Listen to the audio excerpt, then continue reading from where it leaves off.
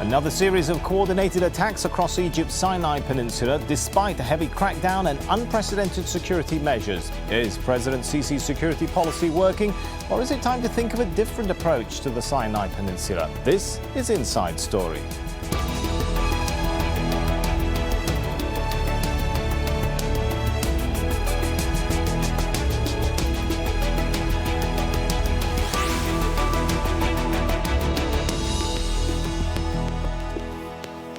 Hello and welcome to the show. I'm Sami Zaidan. Thursday was a bleak day for security forces in Egypt. There were several attacks within hours of each other in the Sinai Peninsula that killed at least 32 soldiers and wounded dozens more. A group calling itself the Sinai Province has claimed responsibility for the attacks. The targets include a military headquarters, a hotel, police club and several checkpoints in different towns.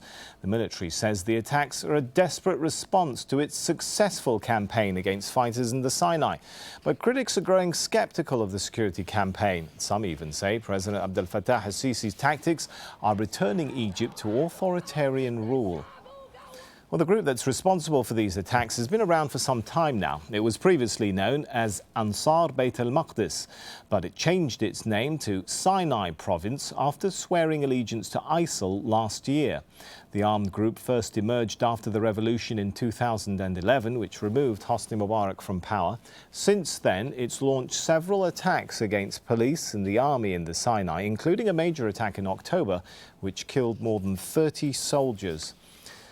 Let's bring in our guests to the discussion right now. We have in Beirut, Maha Yahya, Senior Associate at the Carnegie Middle East Center.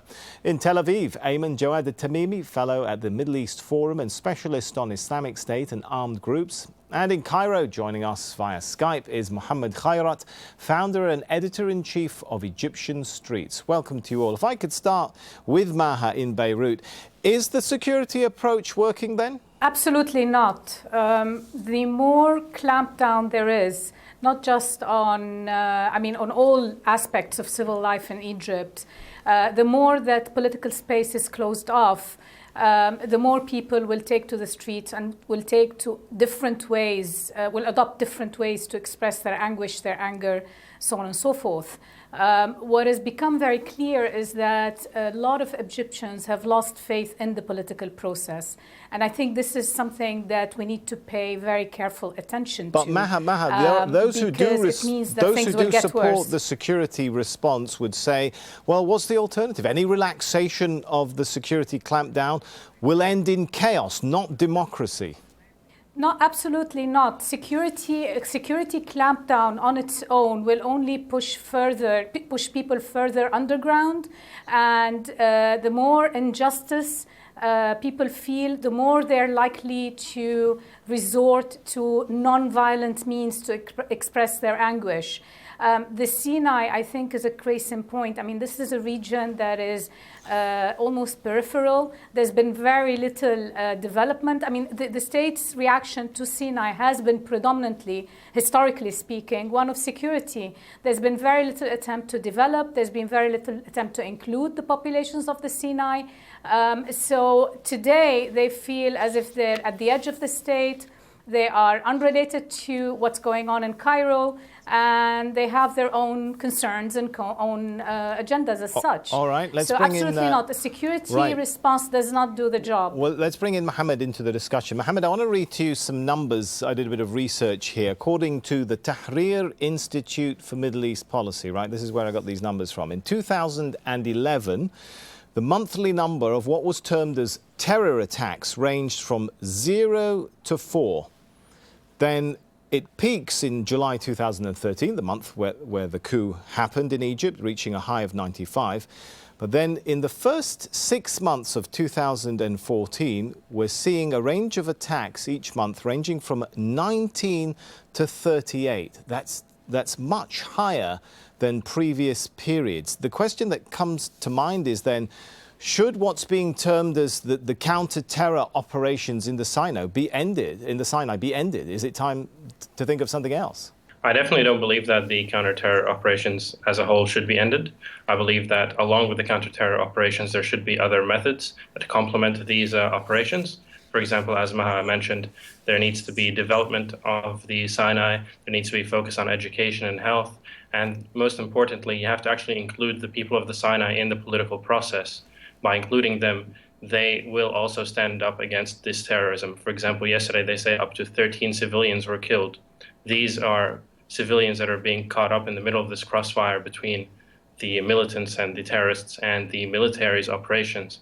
And so, in my opinion, it is very important to ensure that you have both a social and an economic plan along with the military. But Mohammed, again, let me interrupt you for a second. If you look at some of the numbers, again, coming to the research done by the Tahrir Institute for Middle East Policy, they say that when you look at the numbers of attacks here, the counter-terrorism operations versus attacks, the counter-terrorism operations, as they're called, when they increase, the attacks also seem to increase, not decrease. For example, you look at the period from April to May 2014, the CTOs, or counter-terrorism operations as they're called, increased from 51 to 72 operations. But in that same period, the number of attacks also goes up from 22 to 34. The following month, June, the number of CTOs, counter-terrorist operations, go down, but so do the number of attacks also go down. I mean, there is a question here about whether they're not only perhaps not working on their own, as you're saying, but whether they're actually counterproductive. I don't believe that they are counterproductive. I believe we are currently going through a period where there is instability all around Egypt. It's not just limited to Egyptian land. You have Libya, with, at the moment, ISIS declaring its latest attack on the Corinthia Hotel, and you have over the border where there's been in Iraq and Syria and the spread of militancy there.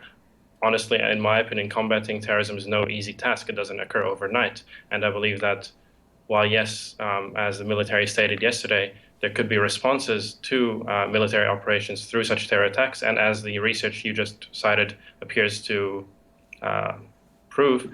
However, I personally believe that by simply stopping all counterterrorism operations would just be unfruitful, because there is a flow of weapons in the region. There is militant hideouts. There are external sources of weaponry that is flowing into the country.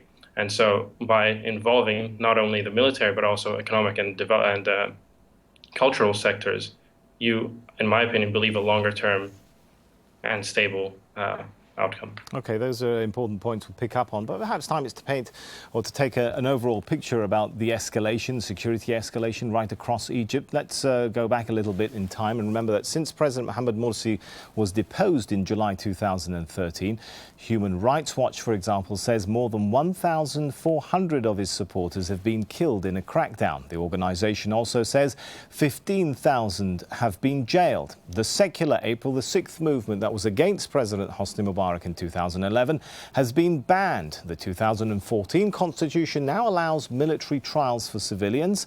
And after the Sinai attack in October, President al-Sisi passed a decree that led to more than 450 people being taken to military court. At the same time, he imposed a curfew in North Sinai that lasted from 5 p.m. to 7 a.m. every day.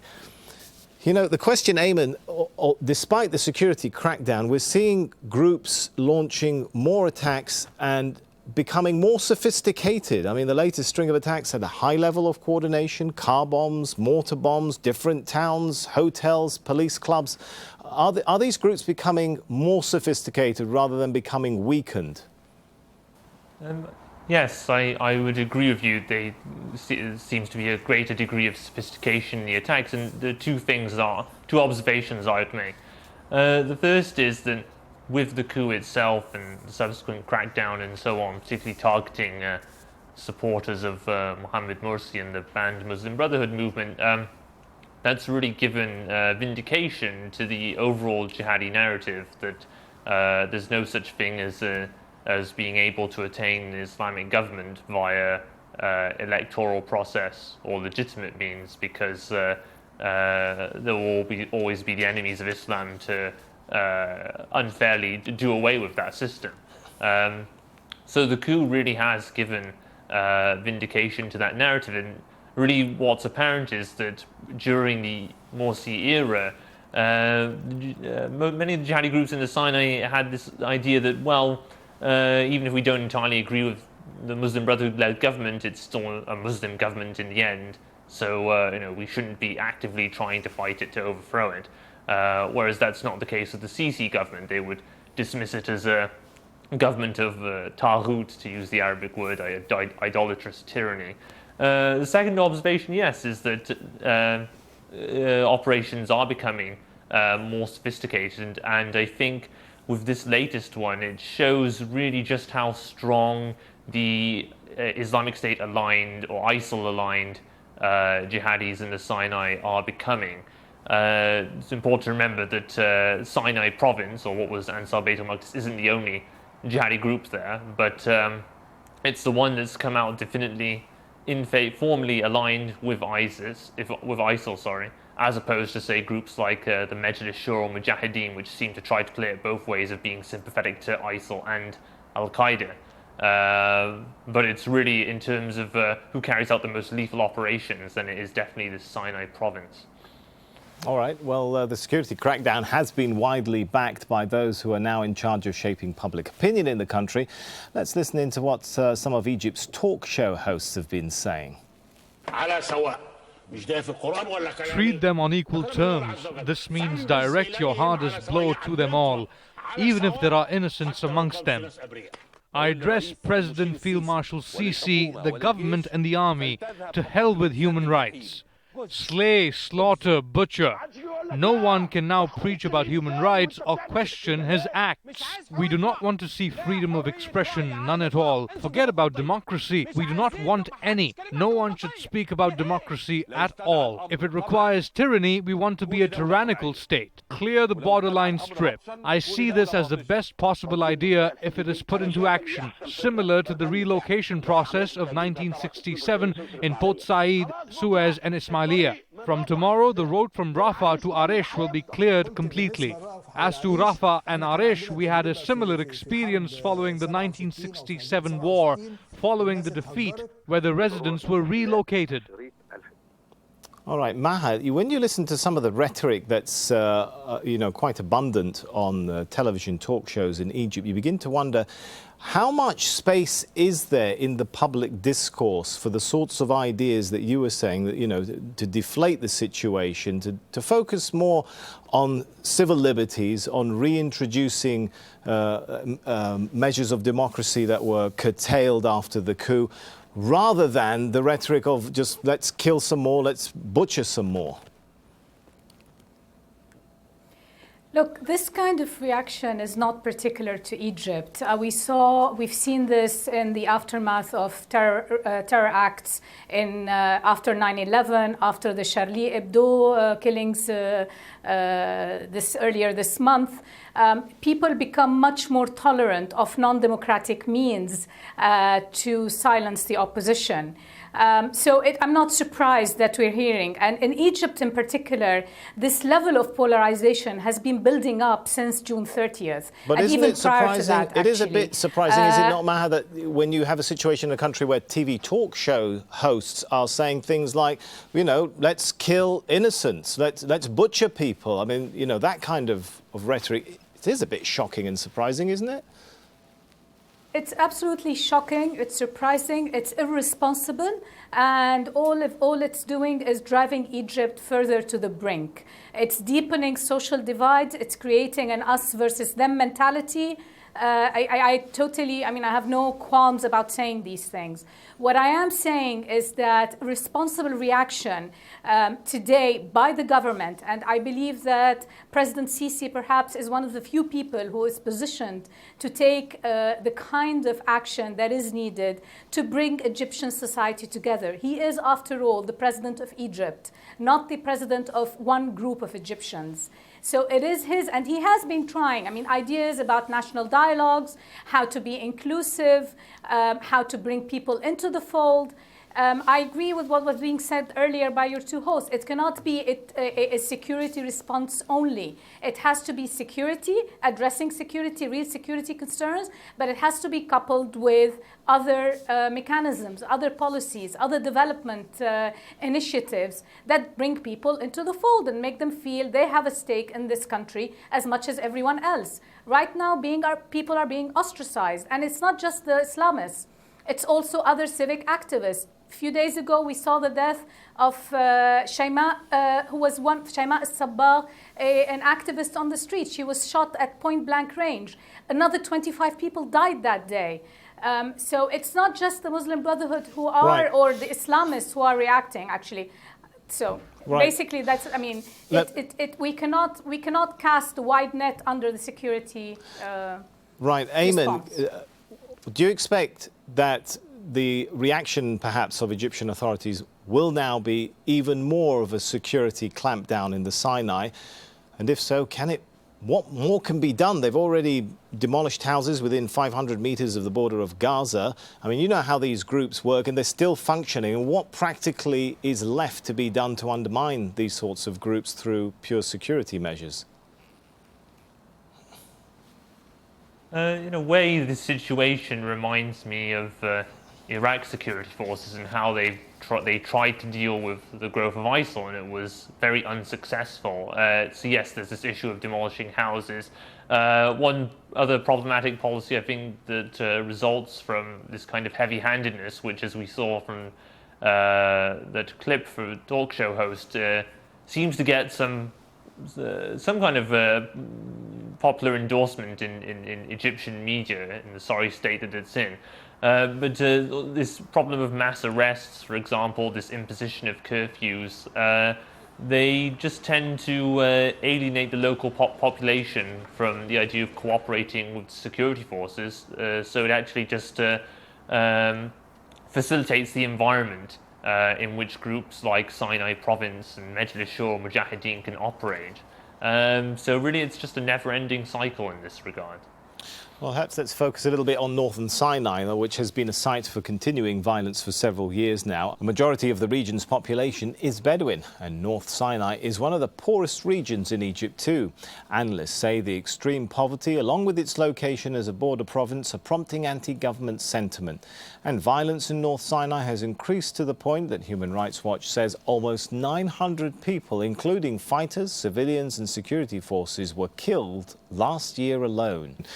Mohammed, one interesting piece of research I did here. These are numbers I pulled out from the Central Agency for Public Mobilization and Statistics, an official organization, as I'm sure you know, in Egypt. And they said the unemployment rate in northern Sinai was 9.2% back in 2011, but then you fast forward to 2013, it goes up to 15.7%. Now, what analysts in the semi-official newspapers in Egypt say is that the closure of smuggling tunnels, the security clampdown, creates more unemployment. What, if anything, is being done to provide alternative employment to people who were busy smuggling stuff through tunnels? I think this is one of the more deeper issues that I was talking about earlier in terms of development. Unfortunately, once you do take out such sources of employment, as you say, they end up unemployed, they end up without any financial sources to feed their families, and they end up having to resort to other means. You have a serious drug problem, for example, in the Sinai region with the drug trafficking. In my opinion, there must be a plan to include these Bedouins and to discuss with them and talk with them and see what their problems are, what they need, and not just simply take action, not simply go and demolish. Is that actually going on, Mohammed? I mean, you run a website. It's in touch with the vibe of the Egyptian street. Aside of what we hear on the television channels of those hosts who call for butcherings and killings of innocents as well as the guilty, how much discussion is there within Egypt about perhaps what should be done alongside the security clampdown to provide a better life, to improve education, health facilities in the Sinai, employment? Is any of that coming up? Unfortunately, for the past decade or so, or even longer than that, there hasn't been much discussion outside mainland Egypt of what is occurring outside mainland Egypt. This has mainly any discussion has mainly been limited to the South Sinai, which is popular with tourists because of the Red Sea resorts. However, when it comes to the North Sinai, the mainland population has become essentially desensitized to what occurs over there. They don't hear enough of what happens, and in fact, these days, whenever events such as yesterday's occur, we don't actually have any media coverage on the ground over there due to the immense scale of military operations. In fact, we hear very few stories coming out of the North Sinai, which is one of the reasons why we don't have enough discussion on issues such as unemployment or other economic and health issues and education issues that occur in the region. All right, Ayman, you mentioned there the term a vicious circle of violence, I think you said, going on. Let me read to you a statement here from a US official, Jen Psaki, saying, quote, "The United States remains steadfast in its support of the Egyptian government's efforts to combat the threat of terrorism in Egypt." Is this vicious circle of state and non-state violence helping to turn the government's image around from, a government that had a lot of question marks on it following the coup to one which is now perhaps viewed as a champion of the fight against terrorist groups? I mean, how much international concern is there for also focusing on other issues rather than simply on security as the response to problems in Egypt? Unfortunately, there isn't much concern about issues beyond security and counterterrorism operations on the international stage. It's quite clear that U.S. concerns about, say, crackdown on Muslim Brotherhood or other opposition groups within Egypt to the new regime, it's very muted at best, and really, it just feels like it's all just back to business as usual with regards to Egypt. The same problems, say, that festered under the Mubarak regime, they've come up again with the Sisi regime, which has been fully counter-revolutionary, and so I think it just the lack of international concern exacerbates the problems, and particularly when you consider the particularly hardline stance that Egypt's Gulf backers, say the Saudi Arabia and the United Arab Emirates, take with regards to opposition to the Sisi regime in Egypt, particularly with the hysteria about the Muslim Brotherhood as a terrorist organization and so on. So really, it's contributing to the vicious cycle rather than helping to alleviate it in any way. Well, I think we've just got a couple of minutes left. Maha, given what our guests are saying there, not a lot of perhaps discussion going on inside of Egypt about an alternative approach. Not a lot of international pressure. Arab countries, some Arab countries are giving aid. Western countries, a lot of them have resumed their aid, business as usual, as Ayman has said. Not a lot of concern anymore, or you don't hear a lot of concern being voiced anymore for the sort of things like the mass death sentences, jail terms, laws limiting the right to protest and so on. All of that together, all those ingredients, what sort of cake are we looking at? Is there unlikely to be any change in the official approach to the problems going on in the Sinai? The way things are going, yes, I think it's highly unlikely. It's very clear that the current government has chosen to go with a heavy-handed response that is just picking everybody up. It's casting a very wide net and coming down very hard on anything and everything. It's unfortunate because this will only, as was being said earlier, this will only lead, as they say, violence begets more violence. And it's only, unfortunately, going to drive deeper wedges into Egyptian society. And it will probably lead to more and more violence. So we may see an increase in the kind of attacks that we saw yesterday, which is particularly unfortunate. We may see them moving out of Sinai and into other areas. But short of opening a national dialogue and beginning to think seriously about how to address all these issues beyond a security answer, I don't see how things are going to unravel. All right, we'll have to leave the discussion at this point. Let's thank our guests, Maha Yahya, Ayman Jawad Al-Tamimi and Mohammed Khairat. And thanks for watching the show too. If you have anything to add, head over to our programme page on aljazeera.com, or you can post comments at facebook.com/AJ Inside Story. Or you can tweet us at AJ Inside Story. From me, Sami Zaidan, and all the team here, it's goodbye for now.